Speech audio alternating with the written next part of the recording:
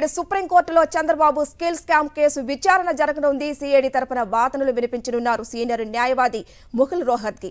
17A అవినీతి పరుల రక్షణ కోసం కాదు, నిజాయితీ పరుల రక్షణ కోసమేనని వాదించారు ముకుల్ రోహత్గి.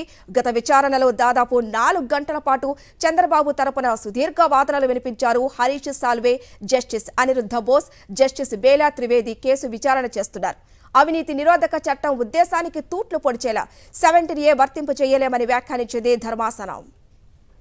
ఇదే అంశానికి సంబంధించిన మరింత సమాచారం ఢిల్లీ నుంచి మా ప్రతినిధి వెంకటేష్ అందిస్తారు. వెంకటేష్, మధ్యాహ్నం తర్వాత చంద్రబాబు నాయుడు కేసును సుప్రీంకోర్టు విచారించబోతోంది. చంద్రబాబు 2 పిటిషన్లు దాఖలు చేశారు. ఒకటి స్కిల్ స్కామ్ కేసుకు సంబంధించినటువంటి పిటిషన్ను క్వాష్ చేయాలన్నది మొదటి పిటిషన్. రెండవది ఫైబర్ నెట్ స్కామ్ కేసులో ముందస్తు బెయిల్ ఇవ్వాలని మరొక పిటిషన్ దాఖలు చేశారు. సో అది కూడా జస్టిస్ అనిరుద్ధ్ బోస్, జస్టిస్ బేలా త్రివేది ధర్మాసనం విచారించబోతుంది. సో 2 పిటిషన్ల పైన మధ్యాహ్నం తర్వాత విచారణ చేస్తామని ధర్మాసనం స్పష్టం చేసింది. సో ఈ కేసుకు సంబంధించినటువంటి అపియర్ అయ్యేందుకు సిద్ధార్థ లూత్రా ధర్మాసనం ముందుకు వచ్చారు. ఆ సందర్భంగా జస్టిస్ బేలా త్రివేది క్లియర్గా చెప్పారు, మధ్యాహ్నం తర్వాతనే ఈ కేసులకు సంబంధించినటువంటి విచారణ చేపడతామని చెప్పారు. దానికి ఆయన అంగీకరించారు. సో మధ్యాహ్నం 2 గంటల తర్వాత ఈ కేసులపైన, ఈ రెండింటిపైన స్కిల్ స్కాము అలాగే ఫైబర్ నెట్ స్కాము, ఈ రెండింటిపైన కూడా విచారణ జరగబోతోంది.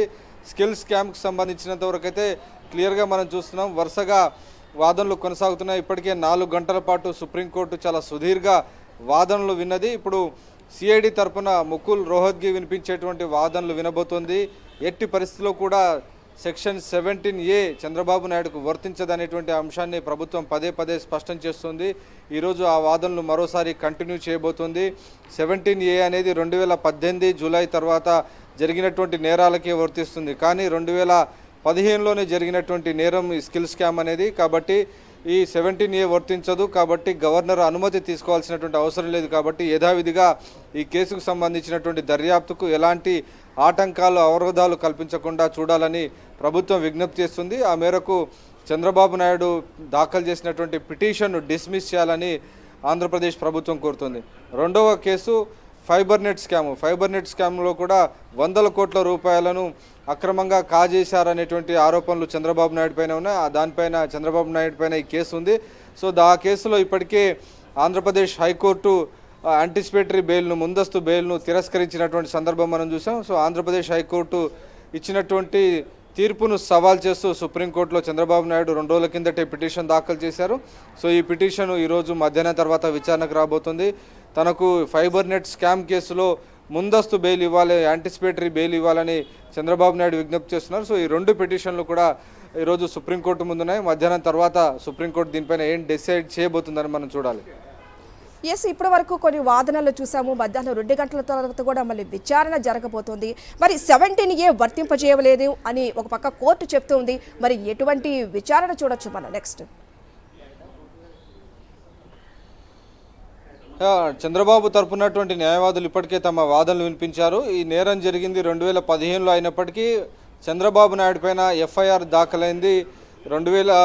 చంద్రబాబు పైన ఎఫ్ఐఆర్ దాఖలైంది ఇటీవల కాలంలోనే. ఎఫ్ఐఆర్లో ఆయనను A37గా చేర్చారు. కాబట్టి ఇది 2018 తర్వాతనే చంద్రబాబు నాయుడు పైన కేసు నమోదైంది. కాబట్టి ఖచ్చితంగా 17A తమకు వర్తింపజేయాలి. అలాగే దీనిపైన ప్రిలిమినరీ ఎంక్వైరీ కానీ ఎఫ్ఐఆర్ అంతా కూడా 2021లోనే ప్రారంభమైంది. కాబట్టి ఇది డెఫినెట్గా తమకు వర్తిస్తుంది అనేటువంటి వాదన చంద్రబాబు తరపు ఉన్నటువంటి న్యాయవాదులు చెప్తున్నారు. సో దీన్ని కంప్లీట్గా ప్రభుత్వం వ్యతిరేకిస్తోంది. ఎఫ్ఐఆర్ ఎప్పుడు దాఖలు చేసినప్పటికీ నేరం జరిగినటువంటి తేదీనే ప్రామాణికంగా తీసుకోవాలి. ఆంధ్రప్రదేశ్ హైకోర్టు అలాగే నేరం జరిగినటువంటి తేదీనే ప్రామాణికంగా తీసుకొని చంద్రబాబు నాయుడు పెట్టుకున్నటువంటి క్వాష్ పిటిషన్ను డిస్మిస్ చేసింది.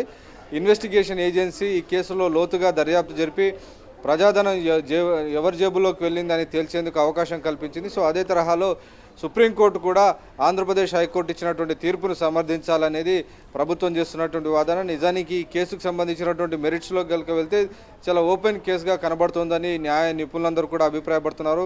90% ప్రైవేట్ సంస్థ నిధులు పెట్టాలి, 10% ప్రభుత్వం నిధులు పెట్టాలి. కానీ ఇందులో ప్రభుత్వం 10% నిధులు పెట్టింది, 90% ప్రైవేట్ సంస్థ నిధులు పెట్టకుండానే ఈ కేసుకు ఈ స్కీమ్లో నిధులన్నింటిని విడుదల చేశారు. అలాగే ఏ సంస్థ పేరుతో ఈ మొత్తం స్కామ్ చేశారో ఆ సంస్థ అసలు మాకు తెలియదు, సిమెంట్స్ అనేటువంటి సంస్థ క్లియర్గా చెప్తున్నటువంటి పరిస్థితి.